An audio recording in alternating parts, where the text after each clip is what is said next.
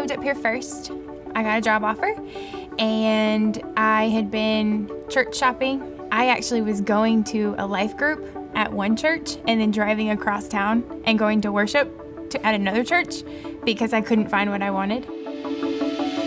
I was at the gym one day and this guy starts witnessing to me. And I was like, man, this guy really knows what he's talking about. It sounds like we believe the same thing. So I was like, hey man, what church do you go to? And he said Cornerstone Nashville. And he just started telling me everything about Cornerstone. And so I was like, man, this sounds like a really good church.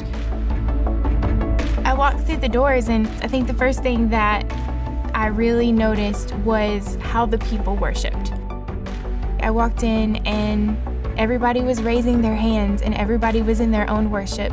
It wasn't everyone just looking at the stage, looking at the worship pastor. Everyone was participating in worship. And that part was important to me. So I knew when I walked in the first time, I was like, this is what I've been looking for.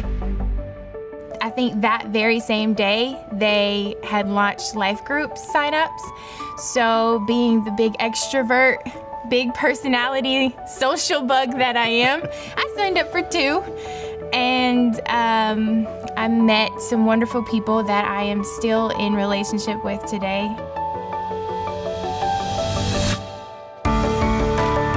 And she would tell me about this church, you know, whenever she started coming, either every week, telling me about the life groups that she had joined and how much fun she was having getting to know people. She finally felt like she was making connections and up here, you know, because we didn't know anybody. Like we had no connections. We didn't have any, you know, friends or anybody at all. No church at the time.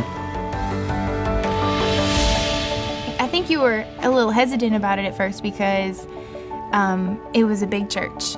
And, you know, there's this stigma on big churches and mega churches and that you can't connect at them.